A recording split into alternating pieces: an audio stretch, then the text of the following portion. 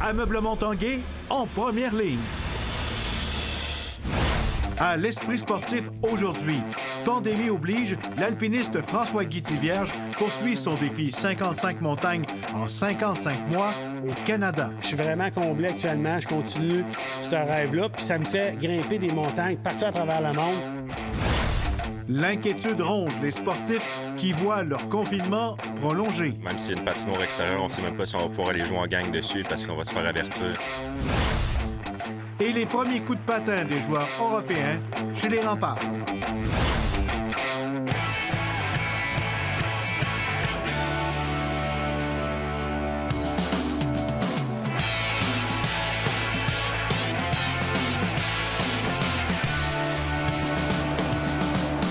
À tous, bienvenue à l'Esprit sportif. L'alpiniste de Québec, François-Guy Thivierge, poursuit son défi de grimper 55 montagnes en 55 mois à travers le monde. Pandémie oblige, c'est au Canada au cours des dernières semaines qu'il a poursuivi son aventure pour porter à 13 le nombre de montagnes grimpées.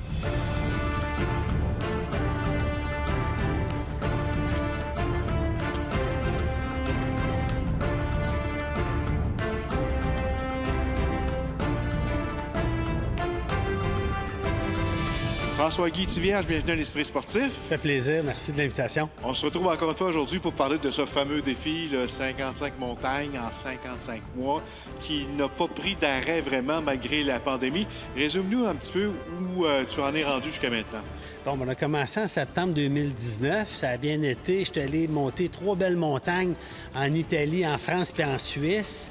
Et puis par la suite, pendant le temps des fêtes, je suis allé en Argentine puis aussi en Amérique centrale. J'ai fait 5 sommets en Amérique centrale en 10 jours. Ça a été un exploit, un marathon de montagne. Par la suite, l'Argentine, où j'ai tenté l'ascension du Cerro Torre. Puis on a réussi à faire 2 ascensions autour. En mars 2020, je suis allé dans les Rocheuses canadiennes pour faire des grandes parois de glace que je rêvais de faire, comme Whipping Wall, etc. Ça a bien été. Puis tout de suite après est survenue la COVID. Puis là, j'ai été obligé de prendre une pause pendant 6 mois. Finalement, je suis retourné dans l'Ouest canadien avec un campeur le mois dernier. On est arrivé dans l'Ouest canadien, j'avais une montagne qui s'appelle Castle Mountain, qui est située entre Banff et Lac-Louise. Une grande montagne qui ressemble d'une couronne de roi. Puis il y a une buttress qu'on appelle, qui était dans ma mire depuis 25 ans. Grosse ascension technique d'escalade. C'est pas une petite marche là, promenade, là. C'est vraiment une grosse paroi rocheuse qui demandait 16 heures là, d'escalade. Il faisait froid, il ventait. Jasmin au sommet. Par la suite, j'ai été capable de faire une paroi d'escalade avec Jasmin Fauteux sur le mont Rundle. Puis aussi, j'ai fait la Rundle Traverse qui fait 23 km de traversée avec 11 montagnes sur 23 km, 11 montagnes en 15 heures. Salut! Puis l'ensemble du voyage avec Julie Paquette a été incroyable. On a fait l'escalade de la 2e plus grande chute du Canada, Tataka Fall. On est parti aux abords d'une des chutes qui est la 16e plus haute au monde. C'est spectaculaire. La fiume qu'on reçoit quand on est au pied de cette chute-là. On escalade, les photos puis les prises de vue sont spectaculaires. Il faut ramper pendant 70 mètres, il fait noir, il fallait allumer nos lampes. Ça débouche à un moment donné sur un cul-de-sac, puis un trou gros comme un baril. Puis là, c'est une traversée avec les lampes frontales dans un tunnel de 70 mètres qui traverse pour sortir à côté d'une chute, le haut de la chute Tataka Fall. Puis il reste un petit bout à faire pour arriver au sommet. Ça a été une bénédiction. Il y a d'autres montagnes au Canada que tu voudrais faire dans ta liste? Oui, il faut y aller plus tôt durant l'été.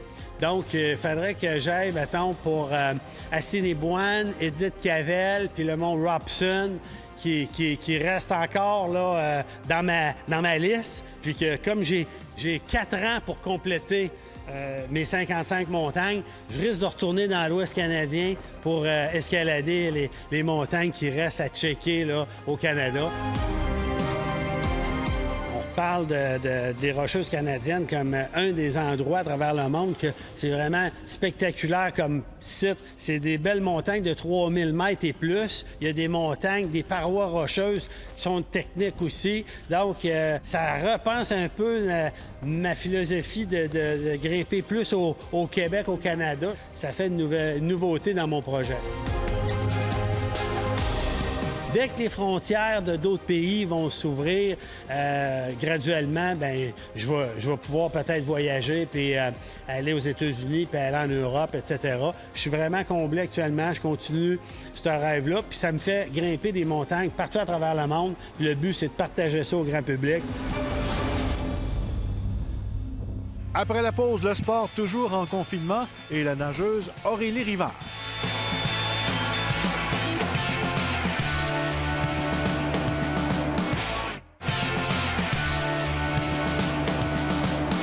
Parlons maintenant du monde du sport qui est touché par le confinement.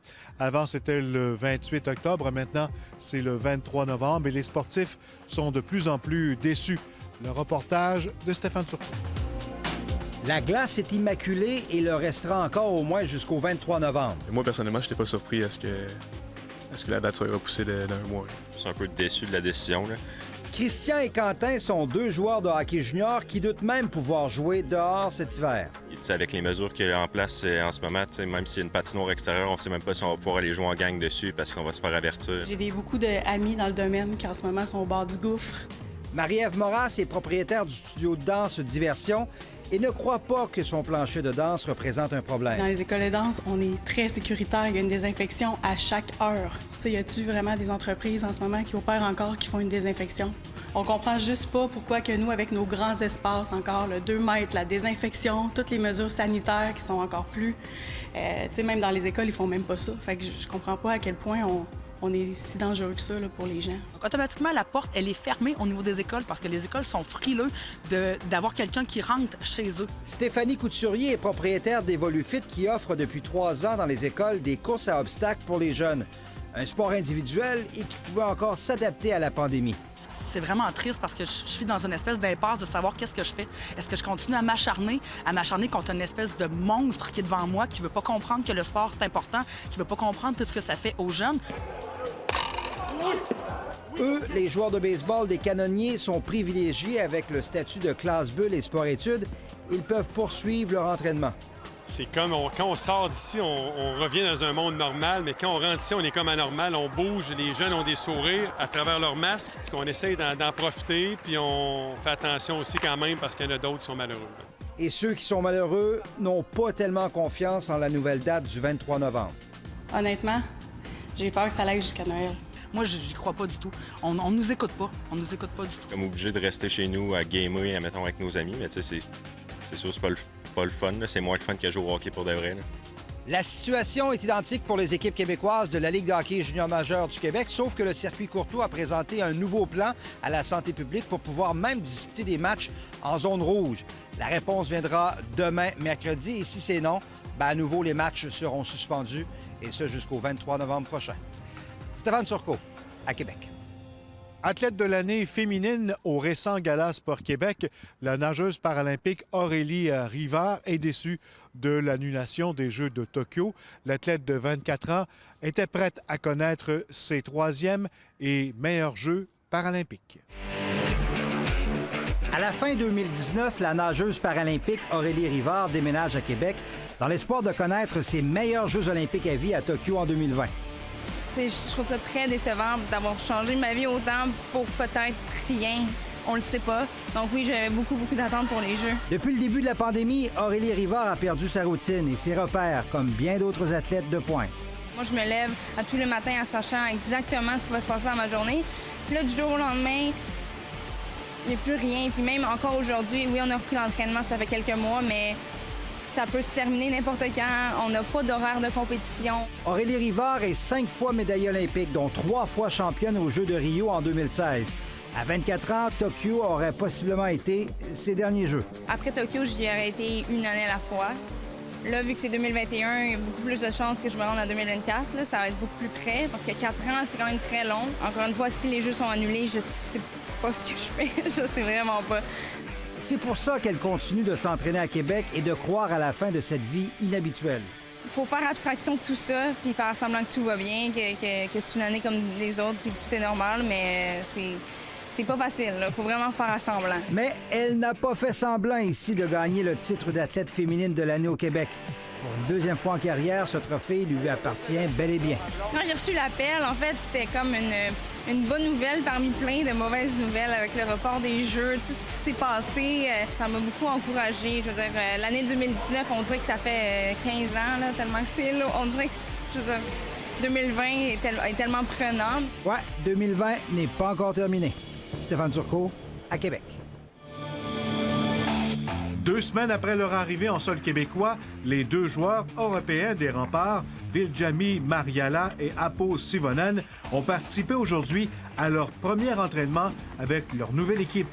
C'est lors d'une vidéoconférence que l'entraîneur-chef et directeur général Patrick Roy a commenté les premiers coups de patin de ces 2 joueurs européens au centre Vidéotron. On était contents de les voir embarquer sur la patinoire. Je pense qu'eux autres, ils étaient très nerveux. Mais tu sais, il va falloir être patient. Là. Ça faisait quoi, là, 14 jours, peut-être un peu plus, qu'eux autres, ils n'avaient pas embarqué sur la glace, premier patin. Tu sais.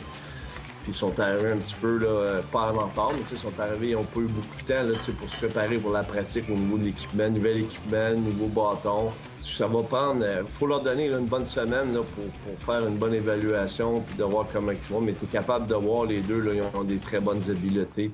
Alors que plusieurs équipes du Québec de la LHJMQ seront en mesure de disputer des rencontres le week-end prochain, rien ne laisse croire pour le moment que les Remparts en zone rouge pourront bientôt reprendre l'action. Évidemment, là, la santé publique, c'est elle qui va prendre la décision finale à savoir est-ce qu'on joue ou on joue pas. Je pense que la Ligue met tous les efforts en place pour essayer de trouver une solution, de faire jouer les zones rouges. Voilà, c'était l'Esprit sportif pour aujourd'hui. On sera de retour demain, même heure. Bye bye tout le monde.